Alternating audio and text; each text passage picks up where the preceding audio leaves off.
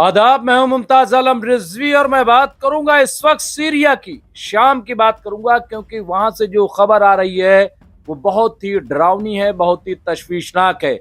हम लोग गजा की बात कर रहे हैं, हम लोग कभी कभी यमन और लेबनान की बात भी कर लेते हैं, लेकिन सीरिया की बात नहीं कर रहे हैं। ऐसा लगता है जैसे कि सीरिया में सब कुछ ठीक है, लेकिन देखा जाए तो सीरिया, शाम जो है वो बहुत बड़े खतरे में है और उस पर लगातार जो है इजराइल कब्जा करता जा रहा है, वहां के लोगों को अरेस्ट कर रहा है, गिरफ्तार कर रहा है, वहां अटैक कर रहा है। और दुनिया को ये लग रहा है कि चूंकि मोहम्मद अल-शरा, अहमद अल-शरा वहां पे हैं, तो वो हुकूमत बहुत अच्छी चल रही, लेकिन ऐसा कुछ भी नहीं। यहाँ पे देखिए, शहर न्यूज जो एजेंसी है उसके मुताबिक शाम से आई तशवीशनाक खबर, इजरायली फौजी शामी बाशिंदों को कर रहे हैं अगवा, उन्हें अगवा किया जा रहा है, उन्हें अरेस्ट किया जा रहा है। ऐसी खबरें यहाँ पे खबर रसा जराए के मुताबिक हालिया दिनों में यहाँ जुनूबी शाम के इलाके कैंतरा के मुख्तलिफ इलाकों पर सयूनी फौजियों ने वसी हमले किए हैं। यहाँ पे बाज रिपोर्टों में उन हमलों में मुतअद्दिद शामी बाशिंदों को अगवा करने की भी खबरें आ रही हैं कि उन्हें बड़े पैमाने पे अगवा किया गया है, ये बताया जा रहा है। अब जाहिर सी बात है कि ये डरावनी बात है, खतरनाक बात है, और पहले से भी ये खबर आ रही थी और पहले भी मुबस्सरीन ने ये बात कही थी, सियासी तज्जिया निगारों ने, खास तौर से जो जियो पॉलिटिक्स पर नजर रखते हैं, कि इजराइल जो है मुसलसल सीरिया पर अपनी नजर बनाए हुए है और आहिस्ता आहिस्ता गोलान हाइट्स के बाद फिर वो बहुत तेजी से, आप देखिए कि सीरिया में दाखिल होना शुरू कर दिया। तो यहाँ पे आप देखिए, यहाँ कनेत्रा में शाम की सरकारी न्यूज एजेंसी यहाँ पे सना की रिपोर्ट के मुताबिक सयूनी फौजियों ने इस सूबे के मदाफाती इलाकों पर हमला करके एक चेक पोस्ट कायम की और शामी शहरियों की तलाशी ली। चेक पोस्ट कायम कर दी वहां पे, और जो शाम के लोग हैं उनकी तलाशी शुरू कर दी। तो इनको कौन सा इख्तियार है, कौन सा हक है, क्यों इजरायली फोर्स जो है वहां जाएगी और वहां तलाशी लेगी।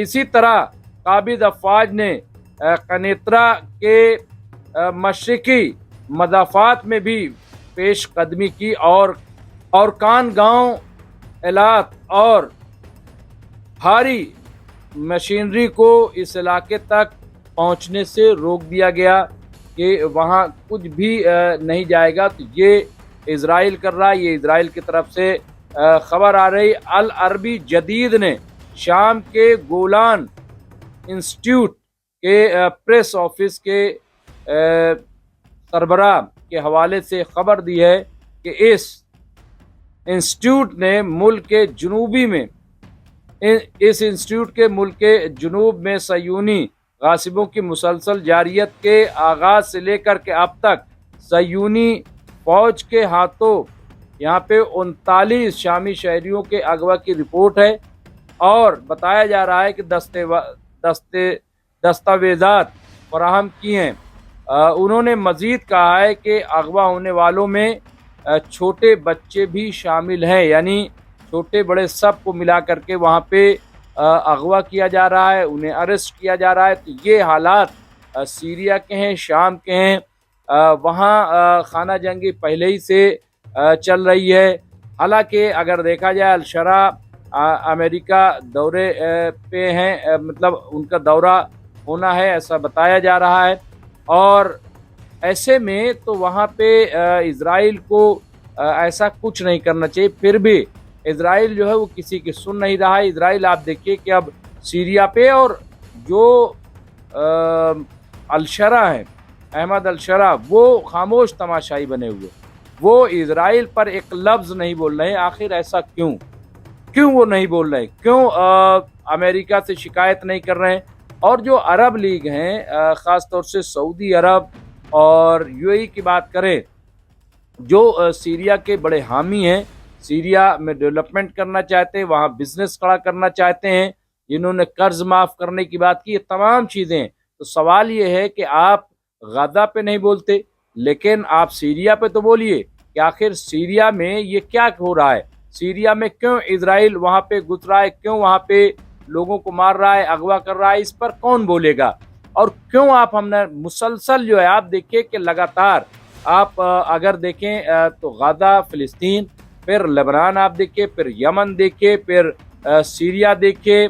तो ये जो सूरत हाल है, फिर अगर कोई रिएक्ट करता है तो कहते साहब वो खतरा है, वो बड़ा खतरा है। आप सबके लिए खतरा है। आप कतर पे भी अटैक कर देंगे, आप यमन पे भी अटैक करेंगे, आप जो है वो लेबनान पे भी अटैक करेंगे, आप ईरान पे भी अटैक करेंगे, लेकिन आप पे कोई अटैक ना करे। अगर आप पे कोई अटैक करेगा तो वो टेररिस्ट हो जाएगा, वो दहशतगर्द हो जाएगा।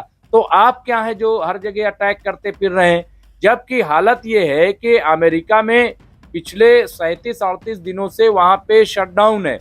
अमेरिका की हालत खस्ता है और हालत ये है कि रिपब्लिकन पार्टी जो है जिससे चुन करके डोनाल्ड ट्रंप आए वो तार तार हो रही है, वो बिखर रही है। वहां के उनके उम्मीदवार हार रहे हैं, डोनाल्ड ट्रंप की हालत अच्छी नहीं है, वहां प्रोटेस्ट हो रहा है, मुखालफत हो रही है, और उसका असर इसराइल पे भी है। इसराइल की भी हालत अच्छी नहीं है, यहाँ पर भी प्रोटेस्ट हो रहा है। लेकिन इन सब के बावजूद आप देखिए कि बेंजामिन नेतन्याहू लगातार हालात जो है वो बिगाड़े हुए हैं हर तरफ। अभी यमन पे भी अटैक किया, ड्रोन से हमले किए। तो ये जो सूरत हाल है, ये क्यों इतना, इस तरह तो कोई नहीं कर रहा है। आपको कौन सा इतना बड़ा थ्रेट है, कौन सा आपको इतना बड़ा खतरा है। आप ग्रेटर इजराइल का नक्शा लिए घूम रहे हैं, आप ग्रेटर इजराइल बनाएंगे, आप पूरी दुनिया पे कब्जा कर लेंगे, आप बताते चले जाएंगे, फिर 3000 साल, फिर उससे पहले आप बताएंगे कि साहब इनकी नस्ल यहाँ तक थी, उनकी नस्ल यहाँ तक थी। तो आप जो है चूजन पीपुल वाली बात करते हैं, तो ये कोई समझ में आने वाली बात है। आप जो भी करें वो अच्छा है, लेकिन अगर कोई जवाब दे दे वो टेररिस्ट हो जाता है। सवाल ये है कि आप क्यों ऐसा कर रहे हैं ये। और सबसे अफसोस की बात ये, शर्मनाक बात ये है कि सऊदी चुप है, यहाँ पे यूएई चुप है, और तुर्की भी। सवाल ये है कि तुर्की क्यों चुप है, वो क्यों नहीं बोल रहा है, क्यों इजराइल के हाथ पैर इस तरह से फैलने दे रहा है। और मेरे ख्याल से ईरान को भी अब बोलना चाहिए। रूस भी जो वहां पे बेड़ा फेर रहा है वो क्यों चुप है, आखिर ये चुप्पी क्यों है। ये हर कोई चुप है, खाली बहुत होगा तो मजम्मत हो जाएगी, बयान दे दिया जाएगा। भाई चुप रहने से कैसे होगा, कम से कम एक ठोस इकदाम क्यों नहीं हो रहा है ऐसे हालात में। तो ये बहुत ही, और इसका असर ऐसा नहीं है कि इन्हीं मुल्कों पर पड़ेगा, दूसरे मुल्क पर भी इसके बड़े असरात मुरत्तब होंगे और दुनिया खतरे में पड़ती जा रही है। ऐसा लग रहा है कि दुनिया बड़ी तेजी से तीसरी आलमी जंग की तरफ बढ़ रही, जबकि दुनिया के लिए ठीक नहीं है। ये दुनिया के लिए बहुत खतरनाक होगा, क्योंकि ज्यादातर मुल्क जो है वो एटमी बम वाले मुल्क बन चुके हैं। ऐसे में अगर आलमी जंग होती है तो आप समझ लीजिए और कि इसका इस्तेमाल पक्का है। अभी अमेरिका ने टेस्ट कर लिया अपना जो परमाणु मिसाइल है, इससे पहले रूस ने टेस्ट किया। ईरान की बात करें तो ईरान भी जो मिसाइल बना रहा है वो वॉरहेड ले जाने के लिए सफिशिएंट है, ऐसा कहा जा रहा है। फिर रूस के साथ मिलकर के काम हो रहा है। कुल मिला करके ये हालात पैदा हो रहे हैं। उधर सऊदी अरब पाकिस्तान में मुआहदा हो रहा है, तो चूंकि पाकिस्तान जो है वो न्यूक्लियर मुल्क है, वो वहाँ पे ट्रांसफर कर देगा।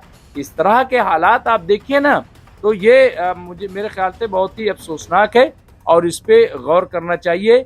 सीरिया में जो कुछ हो रहा है वो गलत है और इस पे सबको बोलना चाहिए, बोलना पड़ेगा, वरना एक एक करके नंबर तो फिर आपका भी आना है। जो भी होगा इस सिलसिले में आपको अपडेट करते रहेंगे। देखते रहे एमएमसी न्यूज़ इंडिया। बहुत बहुत शुक्रिया।